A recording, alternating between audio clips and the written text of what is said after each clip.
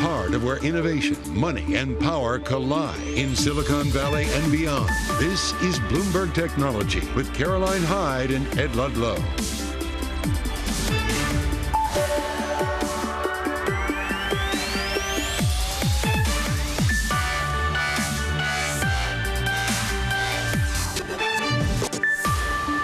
I'm Caroline Hyde at Bloomberg's World Headquarters in New York. And I'm Ed Ludlow here in San Francisco. This is Bloomberg Technology. Coming up, Microsoft meets with UK regulators to try clear the final hurdle in its $69 billion takeover of Activision. We'll bring you the latest from the productive talks. Plus, we'll look at the sticking points in the strikes that have shut down Hollywood and how AI could transform Tinseltown as we know it. And from AI to VR, US aviation regulators are turning to a small Swiss tech startup to rethink how helicopter pilots and others are trained using virtual reality. All that and so much more coming up, but first we're checking on these global markets. Today we actually managed to see the Nasdaq once again, your outperformer of choice, tech on the higher side.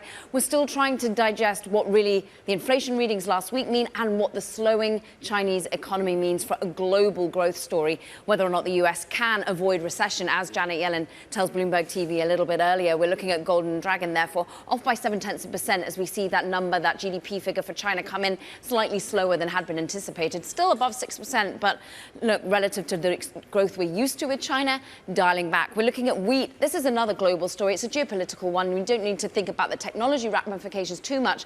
But of course, this is around Russia, Ukraine, the fact that we might see inflationary pressures just build up a little bit in the food supply chain if indeed that deal for exports from Ukraine to the rest of the world in terms of wheat and crops does indeed get put on ice, it seems to be for now. Let's move it on and have a look at what's happening in the world of crypto, because actually the dollar just rising a little bit off the lows that we saw last week, and we're just therefore seeing Bitcoin down by some 0.4%, but only 0.4%, given the volatility that we're used to in this sort of a asset class. We're seeing 30,000 still where we trade in Bitcoin. But Ed, it's all about the micro data, it really feels, in terms of stories today from a, micro perspective on companies. Yeah, good morning, technology. A lot of headlines, particularly in the world of electric vehicles. Actually, Ford down 5%, pretty much the worst performer on the S&P 500. It is cutting prices across its range of Ford F-150 Lightning pickup trucks. The heaviest cut on the Pro, which is the truck that it sells to commercial fleet operators and contractors, a 17% cut. It's talking about higher capacity for production and also lower costs for materials, but not helping the stock. Tesla up 2.3%, the opposite direction. It started production on its Cybertruck over the weekend. Deutsche Bank seeing 2,000 units, just 2,000 this year, but 1.8 million-ish across all of its lineup. Gives you a sense of scale. One story, Microsoft, Activision. The situation is this. Right now, as we speak, there is a hearing at the Competition Antitrust Tribunal in the UK. All they are deciding is an ask from all the parties, the UK CMA, Microsoft and Activision, to stay legal proceedings so that they can find a solution. They can find a way of moving forward. The deal deadline's July 18th, as per the original merger agreement. It's now crunch time. Does this happen? Activision up 3%. The market soft proxy, but the stock seems to suggest there's confidence that we're moving forward towards a solution. All about that Competition Appeal Tribunal, Ed. All about, those productive talks, we understand thus far. Microsoft kicking off that hotly anticipated court hearing with the discussions with the agency today. It's desperately trying, as you say, just to get this deal done, $69 billion. And we know the clock is ticking on July the 18th for Activision Blizzard. Let's get to Brodie Ford, who's been across this. And, UK is the final hurdle. It really is. Yep. Yeah, that's right. As you said, it's down to the wire. Tomorrow, if Microsoft doesn't close it, they pay $3 billion. I'm sure they don't want to do it. Or they could go ahead and close it and risk further wrath from UK regulators. So, the market seems to think this is closing. I saw a note coming in here that the word imminently is being thrown around a lot, right? So could we see a decision from the UK today and see it all closed, wrapped up? Absolutely. But you see that, there's still that, 3-4% deal spread. Some people think there's still a risk. So down to the wire. When I spoke to sources at both companies Friday, there was a lot of confidence that this deal would close before or on July 18th, tomorrow, the deadline as per the merger agreement. But what you have is so many things in parallel. All the appeals tribunal is looking at is whether to allow the parties to go away and find some compromise between the two of them. The UK CMA extended its regulatory process till August 29th. There is still an appeals tribunal trial scheduled for July 28th. So many moving pieces. Brody, what is the request here? What is it that Microsoft and Activision want to happen in between all of these dates? Yeah, well, they want it to close, and I think maybe what we should be asking is what does the UK want to see? We saw Microsoft over the weekend make some concessions with Sony and say that, look, we will agree that Call of Duty will remain on your platform for at least the next 10 years. This is an agreement they tried to make previously, and Sony was actually the one that rejected it. So I think Sony coming to the table is an indicator that, they see the writing on the wall. Some of my colleagues have reported, including you, that Microsoft has considered selling off some of its rights to cloud gaming in the UK, which was a point of concern for regulators. So I think we could see some concessions like this, and just whatever that last little closing deal is needed to get it through the edge. Have we seen much like this before? Do we ultimately always get down to the wire when it comes to these sorts of regulatory headaches, and when we have such clear-cut dates that need to be done by? Well, I don't think so, because I think what's different here is the regulators are newly empowered to try to challenge these mergers, right? I mean, we had a regulatory regime in the U.S. for many decades that allowed most mergers to go through, maybe with some concessions, but these things happened in a pretty more predictable way, I would say. I think this has been uncharted territory for the acquirer, the acquiree, the regulators. I mean, I think it's been a uncharacteristically wild ride as it relates to large mergers. I like that, uncharacteristically wild ride, Ed. Yeah, I mean, we're all assuming that this does go smoothly, and my question is what happens if it doesn't? We'll save that for tomorrow. Bloomberg's Brody Ford. Thank you. Thank you very much. Let's stick in the world of tech, media, and telecoms. We'll talk about AI swiftly changing the way Hollywood operates and why it's holding up talks in the actor and writers' strikes. Really quickly, also watching shares of Paramount. This is where Mission Impossible Dead Reckoning Part 1 has missed the mark against estimates over the weekend, down 4%. Really interesting, because when I spoke to Paramount CEO Bob Bakish last week, he was very confident that opening weekend would be a success for the new Mission Impossible. But the data, $56.2 million across theatres this weekend, it's not what we wanted to see. Shares down 4%. This is Bloomberg Technology.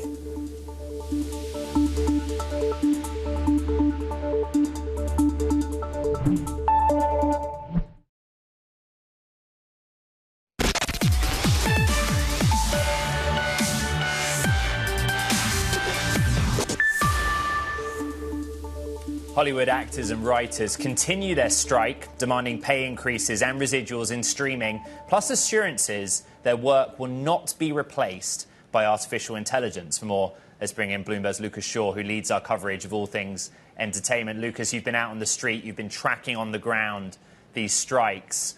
Are they close to getting what they want?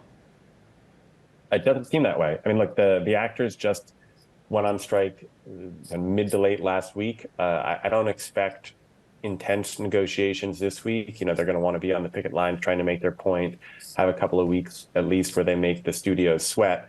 I may hear different as I talk to more sources in the weeks pick up. But at this point, I think most folks are expecting this will drag into the fall at the absolute earliest. How much can they make the studios sweat here, Lucas? How important is it that they get them back to work in some sort of time frame post-Labor Day? In the short term, not a ton. It'll impact the release of some movies because now talent can't do promo. You have any titles coming out in July, August, early September. They're not going to be on the talk shows. They're not going to be doing podcasts, all those things. Most TV networks will be fine. August and summer is kind of slow. Streaming services have banked a lot of programming for the next several months. So I don't think you're going to see dramatic impact right away. But where it does start to hurt them is I think if this drags on, certainly into September, you're going to have a lot of companies that are looking at a pretty bare slate next year because they can't finish work on projects. They can't start work on projects. And you'll have some people maybe move movies because they don't want to release a big tentpole that they can't use the stars to promote it all. Lucas, Hollywood has found the perfect villain in artificial intelligence, our boss, Brad Stone, writes in a newsletter. Just explain the AI villainy at the heart of this actors' strike, because it's already come up in the writers' strike. Yeah, I mean, it's important to note that things like, residuals, which is being paid for reruns, and minimum salaries, and being rewarded in success. All of those, I'd say, are the sort of the meat and potatoes issues, the ones that are most important to resolve. But AI has become something, like, whether it's writers or actors, that everyone is a little scared about, because they already feel as if streaming and sort of the onset of the internet has hurt their pay and given corporations too much power. And they see an AI a real existential threat that could hollow out sort of the middle and lower class. Because it's not like, you're going to use artificial intelligence likely to replace a Margot Robbie or a Brad Pitt or the single greatest screenwriter in the world. But you could see artificial intelligence reduce the amount of work that people have, or eliminate much smaller roles that could be, replicated with a computer. Or for a writer, you could see AI come up with an idea, and a writer who writes an adapted screenplay gets paid less often than someone with a wholly original idea. So there's just a lot of anxiety and uncertainty because nobody really knows where this is going, and they feel like the studios have not really met them halfway. Lucas Shaw, we thank you. It's been brilliant coverage throughout. Let's just think about how we could see some sort of equitable or inequitable future of how AI and the workers team together. We're delighted to welcome Sunny Dillon. He's a partner at Kyber Knight Capital. And Sunny, you're steeped in the world of how AI and movie making and creation really come together. Kyber Knight Capital, of course, backed by some previous CEOs of some of the studios out there. I know that you've worked before with Warner Brothers and strategy. You've been thinking about spin-offs in venture and cinema. What do you think artificial intelligence is going to do to content creation? I think artificial intelligence is better referred to as augmented intelligence. It's actually a democratizing force to allow creators of all kinds to be able to produce work at a larger quantity and a quicker pace than they ever were before. I think it's really exciting to bring characters to life using technologies such as deep fakes for one's voice or one's face and likeness, bringing characters to life that otherwise would have been retired. For example, one of my favorites is the new Obi-Wan Kenobi series on Disney+. Yeah. It's a great example of using James Earl Jones's voice. He's a 92-year-old actor, but there was a licensed use, deep fake use of his voice to be recast as Darth Vader in that program, which I thought was truly a magical experience to re-immerse in some of the great work that Star Wars was known for once before. But Sunny, that magic must come at a cost and a price ultimately. And do you think movie studios are ultimately going to be able to get their head around where that cost eventually goes? Can they see round corners to be able to ensure that, well, the fears of the actors, the writers, is that they're recompensed in the right way? I think that's really a separate conversation from the core technology being an enabling one and creating content that's really, truly magical, as I said. Compensation and revenue splits are absolutely something that needs to accompany this. But I don't think that the technology itself ought to be demonized, because I do think it's going to be a rallying cry for many would-be creators out there. I do think back-end splits, usage of one's likeness, being able to leverage that likeness in exciting ways in collaboration with the IP owner, these are things that absolutely need to be handled. I think the same way that MP3s changed the music business in many ways and created new revenue opportunities, there was a lot of fear that kind of accompanied the onset of that new technology at the beginning. I think augmented reality in the future will usher in another wave of a new business model that needs to emerge to fairly compensate creators whose artwork or IP is being leveraged on this new technology medium. So yes, it's a conversation that needs to be had. And I do want to say, though, that I think the technology itself is a very positive thing. That's really where we stand. Sunny, your fund, Kyber Knight Capital, is backed by CEOs, executives who have spent a lot of time at studios. Whose side are you on? I'm on the side of the technology. I think that the technology is a very exciting thing. It's going to change lives in a very positive way. The business and monetization around it is absolutely something that I think the studio executives absolutely must figure out, because fairness and equal compensation here is a very important aspect of the conversation. You know, one of the companies we track is Runway, right? Text to video on this program. And if their concept and technology proves to be a value add to making films, then the actors who are striking will be concerned, right? Do you see a situation where we find a resolution where the actors are happy and we keep investing in technology that can potentially displace jobs? Yeah, I think that Runway ML Gen 2 text to video that you're describing is probably one of the most exciting things to happen in this whole category since we've been following generative artificial intelligence over the last few years. And it's truly amazing what you've been able to see out there with some of the Pizza Hut and Pepsi and Budweiser commercials that have been generated entirely by text prompts. And you'd think it was just any standard 1980s American TV commercial. I think that when you see it with people with 7 fingers and them gulping down, that's something that looks far like anything besides a beer can. You get to a point of seeing just how rudimentary and early we are with this technology. I don't think it's right to think that it will be replacing people, because you could argue that Epic's Unreal Engine being used to shoot The Mandalorian could have displaced certain crew members who were working in visual effects before. It's simply putting out better content that audiences want. When it comes down to Runway ML in particular, I think of it more as an editing and storyboarding kind of component of the greenlighting process. I don't think it's in a place to be able to fully generate a film anytime soon that would replace even the most basic, roles in the entertainment industry. Yeah.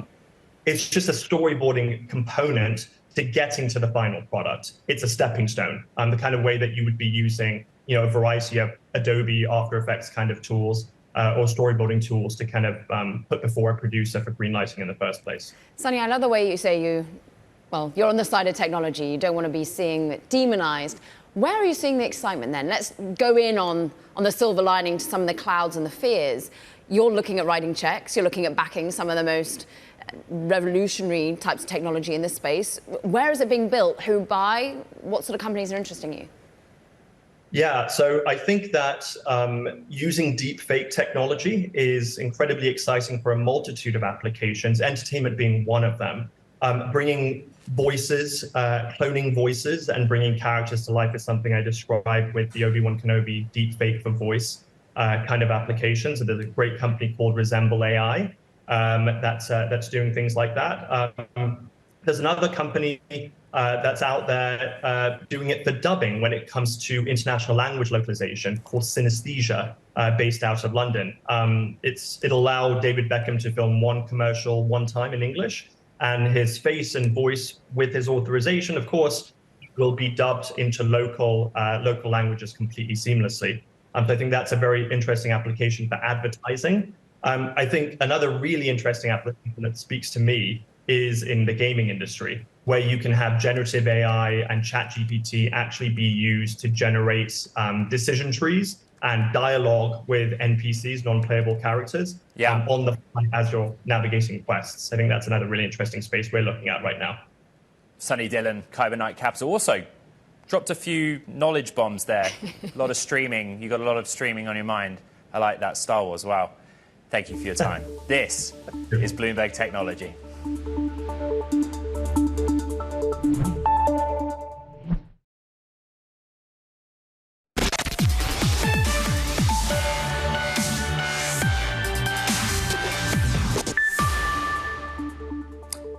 Time for Talking Tech. First up, China's top chip maker has resigned about a year after formally assuming his role. It's the latest high-profile departure from a company that's been rocked by US chip sanctions. And 2 major Chinese chip equipment makers are predicting a doubling in profits after the US clamped on exports of American technology. Homegrown gear suppliers are benefiting from this self-sufficiency push, with Beijing vowing to replace foreign tech with local options. Plus, America's largest semiconductor companies are launching an effort to head off new curbs on their sales to China. Senior executives are traveling to Washington next week to lobby against restricting sales of semiconductors and certain chips. Caroline.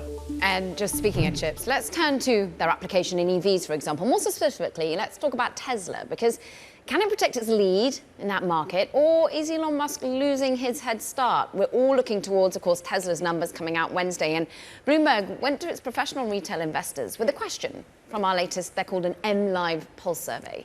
Bloomberg's Esha Day is here with the highlights, and basically we're asking our audience on the terminal, do you have faith that Elon Musk and Tesla can keep winning against the competition? You worried about distractions. What really is the investor telling us right now about their worries for Tesla? Hi, and thanks for having me. So that was essentially the biggest question that we asked in the survey. What do you think are the biggest risks for Tesla in the next 2 years? And the resounding answer, I would say, was rivals. The competition that's coming in from rival automakers, be it startups, be it the GMs and Fords of the world. That's what investors are watching out for. They think that is like the biggest risk facing the company. About 50% of the 630 responders, which is sort of a mix of both professional and retail investors, said that rivals are the biggest risk for this company. And the second one that I definitely want to talk about here is Elon Musk himself, the behaviors and sort of the unpredictability that Elon Musk brings with his leadership, which is also something that Tesla cannot be successful without, is something that investors flagged as one of the big risks for the company. So a lot of complaints. I mean, the stock's up 133% so far this year. 2/3 of respondents want Musk to do what, Esha? Spend more time just on that stock that's had a good run? That's correct. Yes, it's had a really great run, but it's still it's quite far away from, that 1.2, 1.3 trillion mark that it touched last year. I think Tesla's market cap is hovering around 890, 900 billion right now. So, people who are believers in Tesla, they think, this is a stock that can run much farther. And it's not just an EV play anymore. It's now an AI play. So, as we know with Tesla investors, the sky's the limit. And we saw like a 67% of the survey responders said that Musk needs to focus more on Tesla. Yes. And there we have it. All right, Bloomberg's Esha Day, who has the pulse on Wall Street. Thank you so much for joining us. Now, coming up, learning to fly, but with a VR headset, could be closer to reality than you think. Going to talk to Fabi Reason, CEO of Swiss startup Loft Dynamics, all the way from Zurich. Here in San Francisco, in New York, this is Bloomberg Technology.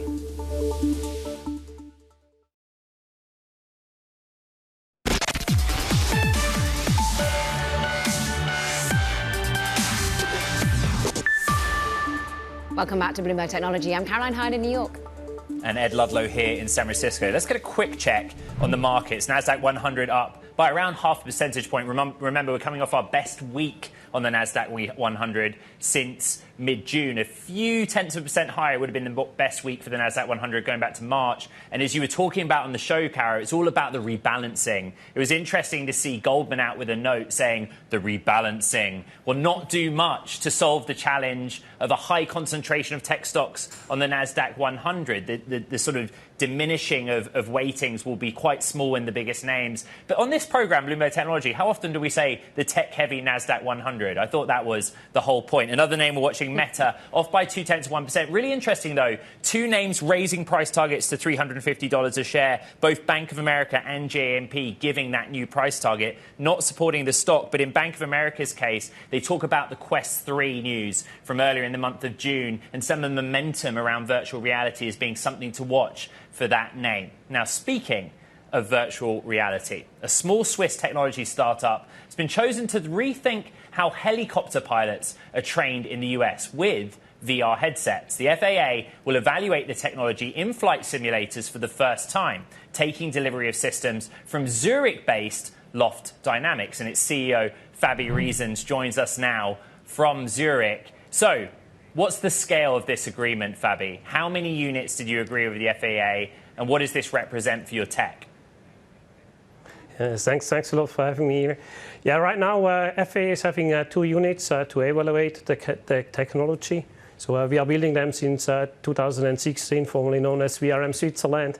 And basically the whole trick is that we are improving the visual projection by using VR headset. I mean, traditional flight simulators, full flight simulators are using dome projection, and they are actually missing the 3D perception. And with virtual reality, the whole thing gets improved. So based on that, we also make it possible for pilots to fly close to the ground. In addition, it is enabling the visual 360 degrees around full panoramic view. And because we're using VR headset instead of those gigantic dome projection, the whole thing gets smaller. And we can move it much more dynamic, improving the fidelity level of the entire full motion simulator with full-blown cockpit and all possible things. Fabi, how much does a single system cost? The headset and the cockpit rig? Yeah, so it's with motion, and it's basically replacing the traditional simulators, which is around 20 times cheaper than what was there before. That allows us to provide at much more spaces training to make it available to address the pilot shortage, and kind of like a really nice possibility because it's a much smaller footprint.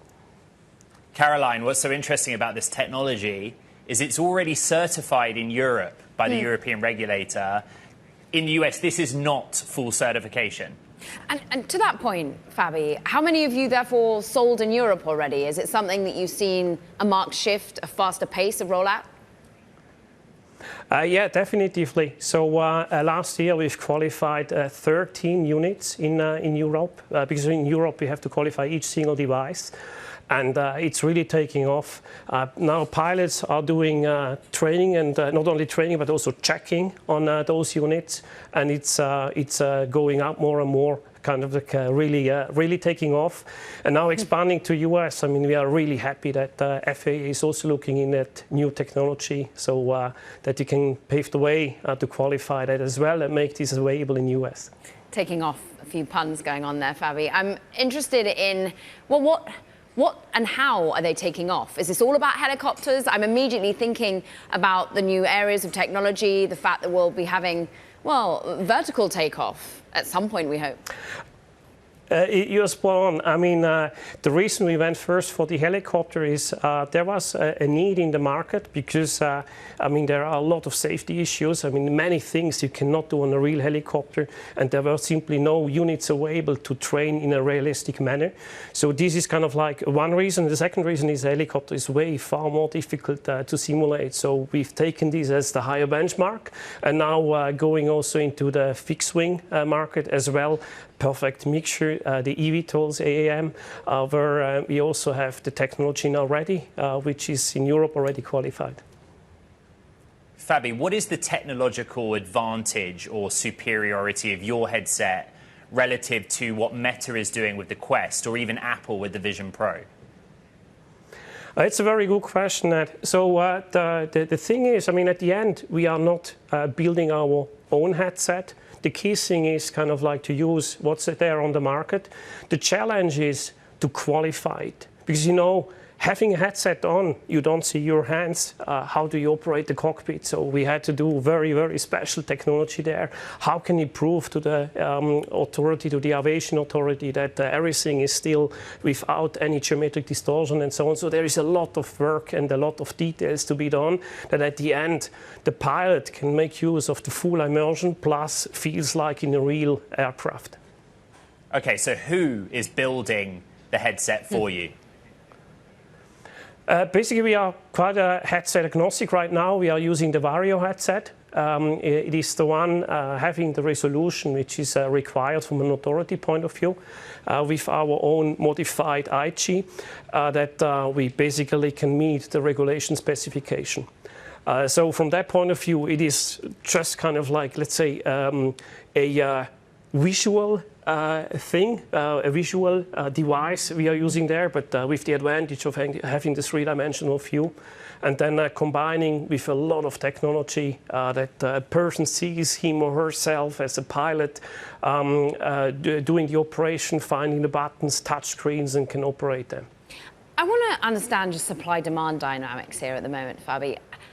How much are your headsets really needed at this moment? How much are we seeing? We know that there's strike action among pilots. We know that there's an issue in terms of supply side. Can you rectify that?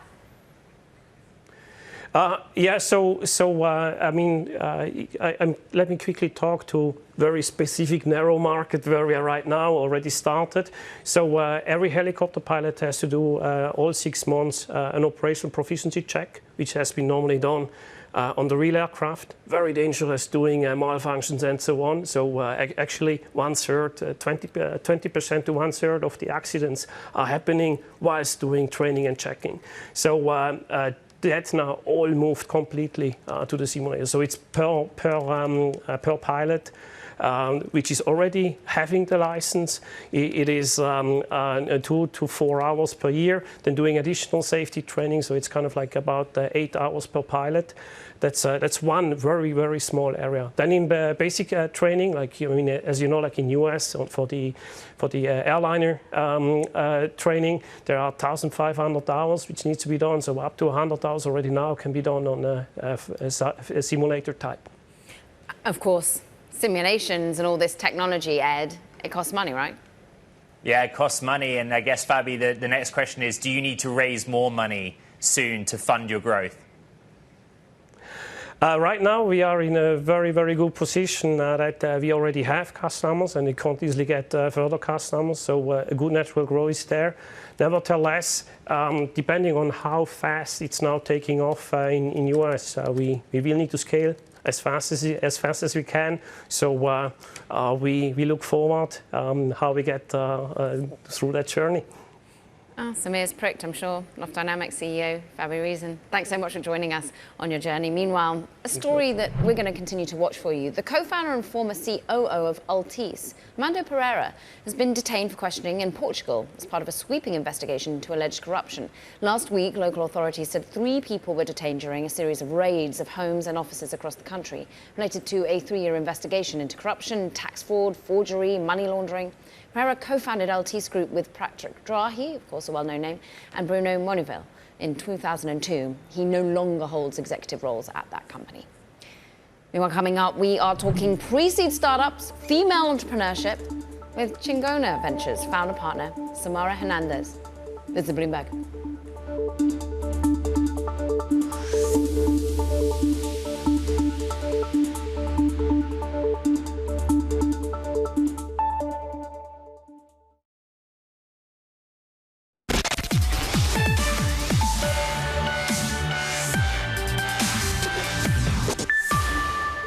Chingona Ventures, wow, more than 3 years old already. Chicago-based venture capital firm investing in pre-seed startups, creating businesses in often overlooked growth markets. Last year, the VC closed a new fund, $52 million in capital from partners like PayPal, Norwest, Melinda Gates' Pivotal Ventures. Chingona Ventures founding partner, I'm pleased to say, Samara Hernandez, therefore joins us to talk about how this money is being allocated in this current environment. Samara, how are you looking to keep finding the right companies to back despite the economic headwinds? These companies have built in many different environments. A lot of these founders have never been able to get venture capital funding. They've always had to get revenue from their customers very early on. They haven't been in the traditional markets in Silicon Valley. They don't come from family wealth. They don't typically come from Ivy League schools. And so we've seen a lot of them have to just get revenue from their customers, get revenue in other sources. And so for us, I do believe this is their time to shine. And this is a great opportunity to really highlight the startups that are going to succeed in all markets, but particularly in this market. It feels like, and correct me if I'm wrong, given that you've been out there looking at these sorts of smaller pre-seed companies since 2019, is it busier in that space now, given that some of the bigger funds are perhaps not wanting to write such enormous checks in this current space? Yes, it's always busy. I think in this market it's been particularly busy just because there has been a slowdown in the growth market, investors and IPOs. A lot of early stage companies are raising more capital pre-Series A. And so we've seen a lot more bridge rounds and pre-Series A companies come to us So it is definitely busier, but I will say it's a correction that needed to happen. The last 2 years were an anomaly. I've been doing this for 8 years now, and so it's nice to get back to real fundamentals, real revenue. And I would say it's busier than ever. Samara, what are the main factors when you're sitting in front of a founder thinking about investing at the pre-seed stage about how you write a check? Yeah, and we're many times pre-product, pre-revenue, pre-name. And so early on, a lot of it is the people side. And we look for founders that understand these markets in a unique way. So we're not exclusive, we're intentional about where we invest. And these founders that find these unique opportunities in markets that many see niche, but are growing and often overlooked. That where the consumer demographic has changed, where traditional customers like banks, because we target a lot of fintech companies, they don't typically know or understand how these certain communities work. And so these founders come from these communities. They understand them better than anybody else. And so we're looking for this unique factor in these founders that understand certain markets where others haven't even lived or choose to understand. And then very early on, we look to see what have they done with very little raise, because we often are the first institutional check-in. So we look for a path to sales, a path to revenue, good unit economics, a plan to get there. And that is now something that a lot of people are looking at. But the last 2 years, that wasn't something that, a lot of people kind of looked at. It was a lot more momentum driven. Hey, Samara, what's going on out in Chicago, where you are in the pre-seed environment? A lot of deals happening? Yes. So Chicago is a great market to be in. It's in the Midwest. There's a lot more newer funds coming to market. When I started the firm, there was very little angel money or pre-seed, and we are growing. There's a lot more funds coming to market. As a matter of fact, my largest investor, the Illinois Growth and Innovation Fund, was the reason why we're here. They're investing in a lot of new VC funds like ours that come from not traditional kind of VC backgrounds typically, or are looking at new markets in a different way. And they're able to be the first check-in and double down on investors like us that can see a different space and can drive alpha. You, of course, had 6 years at Goldman. You went to Math Venture Partners. You've been tried and tested in the venture space before forming Chingona, and you've written a lot of checks. You're also, of course, trying to build that diversification by allocating to Latinx founders in particular that maybe have gone overlooked. Are they getting more overlooked in this environment as people sort of revert to norm to tried and tested founders? Yeah, it's a tough market for all founders. But yes, I would say particularly women and minorities, it's been hard. It's never been easy, but it's particularly harder now. And the way we think about it is, we're looking at markets for returns, first and foremost. I'm Latina. We represent less than 1% of all venture capital partners in the United States. I'm an immigrant to this country, grew up in a low-income environment, and that, I believe, is our superpower. It's our unique edge to identify these opportunities and businesses that cater to the 99% of the population, right? Where it's great to get food faster as part of your business, but there's so many opportunities for women's health, for certain communities that are creating wealth in a very different way, and people still think we're niche. The numbers that we have, 1 out of every 4 kids being born today is Latino. We are getting higher education better than their previous generations. We have one of the highest GDPs to be able to spend money, and people don't know how to target us. And so for us, we see that as first and foremost an opportunity in the market to really drive returns, but also for us to uniquely understand these businesses where we don't have to ask if our spouse uses the product or do research on the market. We can go in there and we oftentimes get commented by founders that like, wow, this is an all-women team. That's great. That's fantastic. And, again, we're not exclusive. We're intentional. And so we can bring a lot of different perspectives to the cap table, to the boardroom, and be able to provide our perspective, our lived experiences in these markets to be able to drive returns. Here's that USP. Thank you so much, Chingona Ventures founding partner, Samara Hernandez. Please come back soon. Meanwhile, coming up, we're talking about a public company, Roblox. Employees actually say the company's diversity efforts are not going far enough. We'll have all that in the details next. This is Bloomberg Technology.